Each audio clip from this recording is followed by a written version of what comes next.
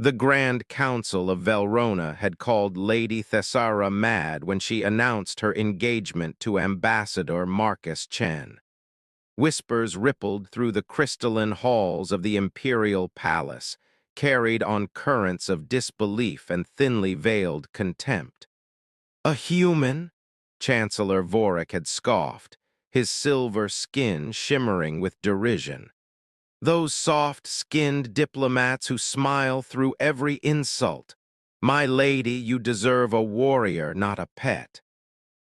Thessara had simply raised one elegant hand, her violet eyes flashing with defiance. You mistake gentleness for weakness, Chancellor. That error will cost you nothing. Others may not be so fortunate. But her warning went unheeded. For 3 years, Marcus had lived in the palace as her husband, and for 3 years the Velrona court had treated him as a curiosity, a harmless oddity to be patronized and dismissed. Marcus never corrected them. He walked the marble corridors with quiet steps, greeting servants by name, remembering their children's birthdays, helping the kitchen staff carry supplies when he thought no one was watching. When the military commanders boasted of their conquests at state dinners, Marcus listened with a slight smile, never contributing his own stories. When visiting dignitaries made jokes about human fragility, their lack of armored skin, their single heart, their pathetically short lifespans, Marcus laughed along, diffusing tension with self-deprecating humor. Your husband is charming, Lady Mervell told Thessara one evening, her tone making the word sound like an insult. So very domesticated. Thessara had learned to smile through such comments. She watched Marcus across the ballroom, seeing what they refused to see, the way his eyes catalogued every exit, how his relaxed posture could shift to action in a heartbeat, the controlled precision in every gesture. She had read his military file before their arranged marriage. She knew exactly what he was. The others saw a man who preferred books to battle axes, who wrote poetry for his wife instead of collecting scars, who requested that violent entertainment be excluded from events he attended because it disturbed his digestion. They saw weakness. Thessara saw restraint. She saw a bomb that had chosen not to explode. The war came suddenly, as wars often do. The Kresh Dominion had been threatening Velrona's borders for months, but Chancellor Vorik dismissed their posturing as empty threats.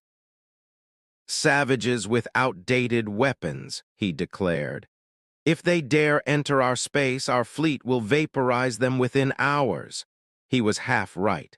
The Kresh fleet was outdated, but they compensated with numbers, fanaticism, and brutal efficiency. They struck at dawn on the Festival of Unity, when the capital's defenses were ceremonially powered down to honor the old gods. Kresh warships materialized from stealth fields directly above the palace. Kinetic bombardment turned 3 city districts to rubble before the shields could activate. Thessara was in the garden when the first explosion shook the palace foundations. Marcus had been reading beside the fountain, a book of Terran philosophy open on his lap. The book tumbled into the water as he surged to his feet, his entire demeanor changing in an instant. Inside, now. His voice was clipped, commanding, nothing like his usual gentle tone. They ran together through corridors filled with smoke and screaming courtiers. Kresh ground forces were already breaching the lower levels, their soldiers cutting through the ceremonial guard with ruthless efficiency. The Velrona military, caught unprepared, was in chaos. In the throne room, Chancellor Vorik was attempting to organize a defense, barking contradictory orders at panicking officers. Retreat to the secondary palace? No, hold the main gates. Where is our air support? Destroyed on the ground, General Kethais reported, his voice hollow. They hit our hangars first. My lady, we must evacuate you and your family immediately. The tunnels are compromised, another officer interrupted. Kresh forces are pouring through the underground access points. They knew our layout. Someone fed them intelligence. A traitor, the implication hung in the air like poison. Then we fight here, Vorik declared, though his silver skin had paled to white. We are Velrona. We do not flee from. You have approximately 18 minutes before Kresh forces reach this room, Marcus said quietly, every head turned toward him. He stood at Thessara's side, his posture relaxed, his expression calm, but his eyes were calculating trajectories, analyzing variables, seeing patterns in the chaos that they couldn't. 18 minutes, Vorik sneered. And what would a human know about? I know that your ceremonial guard is trained for parade formations, not urban combat. I know that your officers are excellent at large-scale fleet operations, but have no experience with close-quarters defense. I know that the Kresh are using a pincer formation with demolition teams targeting structural supports to bring this wing of the palace down on top of us. Marcus spoke without inflection, listing facts. And I know that if you continue with traditional Velrona military doctrine, everyone in this room will be dead within the hour. Silence. You cannot possibly, Vorik began. My wife's family is in the Eastern Tower, Marcus continued, his eyes finding Thessara. Her sister, her nieces, the Kresh will reach them in 23 minutes. Thessara felt ice flood her veins. Lissa, the children. Marcus turned to Chancellor Vorik, and for the first time the Velrona courtiers saw something other than gentle compliance in the human's expression. His eyes had gone flat and cold, showing depths that made several officers step back instinctively. Give me command of your remaining forces, Marcus said softly, and give me permission to fight this the human way. The human way? Vorik's laugh was desperate, edging toward hysteria. You want to negotiate, smile them to death. No, Marcus's smile was terrible. I want to break every rule of civilized warfare that Velrona holds sacred. I want to do things that will horrify you, that your people will need therapy to forget, that will violate so many interstellar conventions that you'll be apologizing to the Galactic Council for decades. He paused. But your family will live. So I'm asking, do I have permission to end this? Thessara understood then, really understood, what the human military had done when they'd sent Marcus as a diplomat. They hadn't sent an ambassador. They'd sent a weapon wrapped in gentle manners and diplomatic immunity and aimed him at the heart of Velrona nobility. And she'd married him, loved him, trusted him. Do it, Thessara said. Vorik sputtered. My lady, you cannot seriously. He has my authority. Thessara cut him off, her voice ringing with imperial command. Anyone who interferes answers to me. Marcus, save my family, save our people. She met his eyes, seeing the storm gathering there. I don't care how. Something shifted in Marcus's expression, gratitude, perhaps, or relief that he no longer had to pretend. Thank you, he said simply. Then he turned to the terrified officers. Who's ranked highest here? General Kethais stepped forward reluctantly. I am? Good, you're about to learn why humans don't fight fair. Marcus pulled up a holographic display of the palace. First, seal all your people in the reinforced sections and clear the outer corridors completely. No exceptions. But that will give the creche free access to. Exactly, do it now. Marcus's tone brooked no argument. Second, I need all your maintenance staff, kitchen workers, and gardeners. What? Why? Because they know this palace better than your soldiers do. Third, open your chemical storage, your industrial cleaners, your fertilizers. Fourth, he looked at Kethai's. This is important. I need you to shut down your combat footage recorders for the next hour. That's against protocol. We document all. General, in about 40 minutes, I'm going to do things that you really don't want documented. Trust me on this. Marcus moved through the palace like a ghost, with Thessara and a small team of shell-shocked Velrona officers following. He collected the head groundskeeper, 3 kitchen supervisors, and the ancient maintenance chief who'd worked in the palace for 60 years. Marissa, Marcus greeted the elderly Velrona woman warmly. I need every access shaft, crawl space, and utility tunnel you've discovered in 4 decades of fixing broken pipes. Her eyes widened with understanding. The ones not on official blueprints? Especially those. While Velrona forces retreated to defensible positions, Marcus deployed his unlikely soldiers. Kitchen staff who knew exactly which pipes carried fuel to the heating systems. Gardeners who understood the ventilation networks that kept the vast greenhouses climate-controlled. Maintenance workers who could move unseen through infrastructure the creche invaders didn't know existed. This is madness, Vorik hissed, watching servants disappear into walls. They're not soldiers. No, Marcus agreed. They're better, they're invisible. Your enemies came here expecting warriors, expecting honor, expecting the Velrona to fight by Velrona rules. His smile was razor-sharp.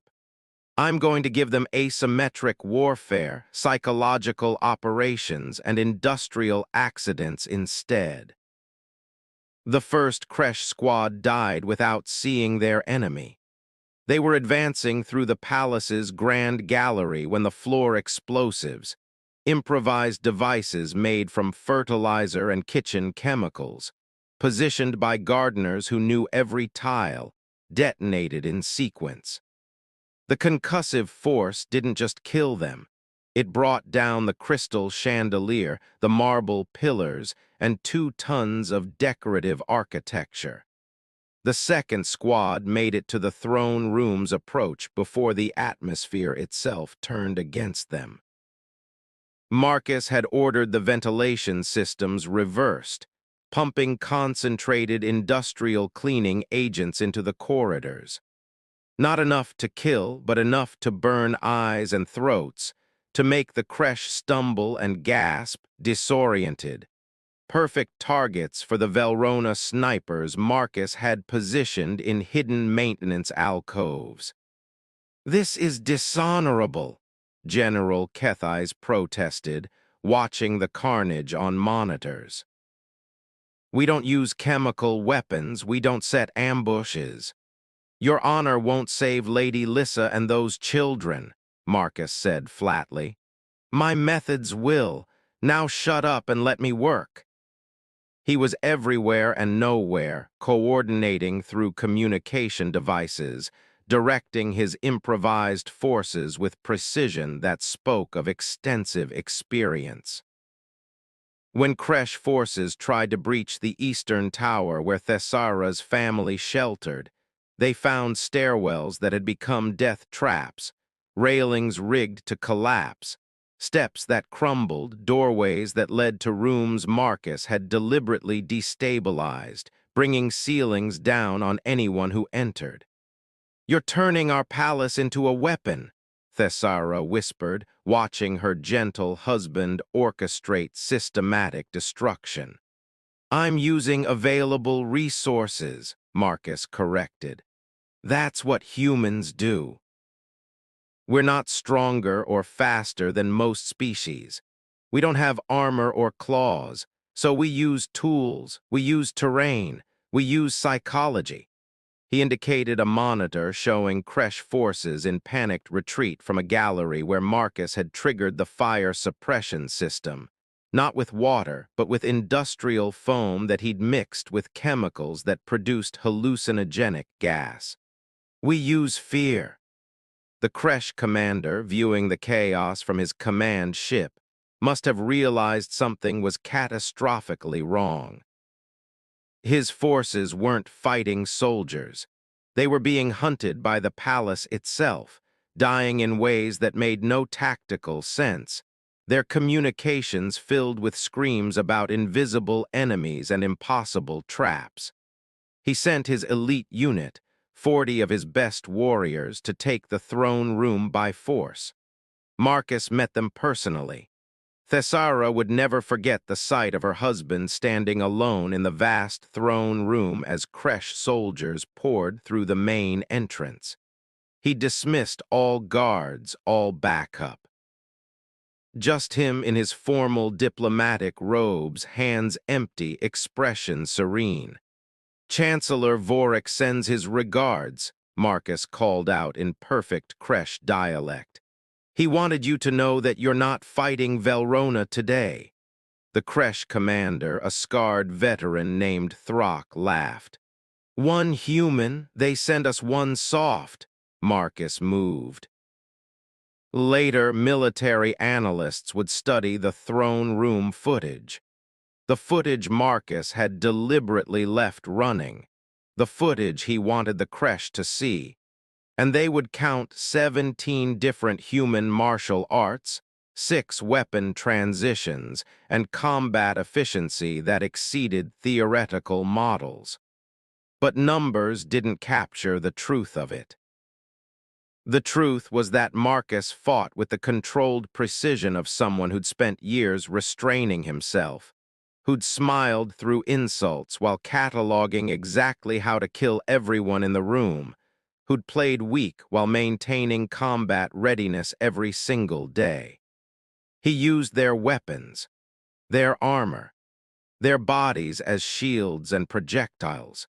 He fought with a cold efficiency that was more terrifying than rage, dismantling elite soldiers like a craftsman disassembling machines. When it was over, when the last Kresh warrior fell, Marcus stood among the bodies, breathing calmly, not even winded. He looked up at the viewing balcony where Thessara and the Velrona court watched in stunned silence. "The eastern tower is secure," he reported, his voice gentle again, as if he hadn't just killed 40 soldiers with his bare hands. "Your family is safe, my love." Then he swayed, and Thessara realized he was bleeding from a dozen wounds, that he'd been injured and hadn't even acknowledged it, that he'd fought past pain that would have incapacitated most species. She ran to him as he collapsed, catching him before he hit the marble floor. "Somebody get a medical team," she screamed, cradling his head. Marcus smiled up at her, blood on his teeth. "Did I do good?" "You did perfectly," she whispered, tears streaming down her face. "You beautiful, terrifying man." The Kresh fleet retreated within the hour. They'd lost their ground forces, their intelligence advantage, and their commander's confidence. Word spread through their ranks. The Velrona had unleashed something ancient and terrible, a demon that wore a diplomat's smile. They never learned it was just one human who preferred poetry to war but remembered how to wage it. In the aftermath, as reconstruction began and the Velrona military studied Marcus's tactics with horrified fascination, Chancellor Vorik approached Thessara in the palace gardens. "Your husband," he said quietly, "is the most dangerous being I've ever encountered." "Yes," Thesara agreed, watching Marcus help replant destroyed flower beds, chatting with gardeners about soil composition, seemingly oblivious to the way guards now watched him with fearful respect. And you knew, you always knew. I read his file, Chancellor. Decorated Special Forces operative, 20 years of classified missions, psychological profile that recommended he never be deployed to population centers because of his capacity for controlled violence. She smiled. And then your government approved our marriage because you thought humans were harmless. Vorik was quiet for a long moment. What do we do now? Now. Thesara watched her husband laugh at something a young gardener said, his whole face lighting up with genuine warmth. Now you remember that the man who can become a monster and chooses kindness instead is the most dangerous kind of person there is. You remember that his gentleness is a choice, not a weakness, and you pray he never stops choosing it. Marcus looked up then, meeting her eyes across the garden. He smiled, her gentle husband, her quiet storm, and went back to planting flowers. The servants no longer saw him as harmless. The military no longer saw him as weak. But he was still the man who remembered their names, who helped carry supplies, who wrote her poetry by candlelight. He was just also the man who could end a war before breakfast and be back in time for tea. Thesara walked to him, taking his dirt-covered hand in hers. "I love you," she said. "I love you too," Marcus replied, squeezing gently. "Always have, always will." And the storm stayed quiet because she asked it to. Because that's what love does. It gives terrible power a reason to be gentle.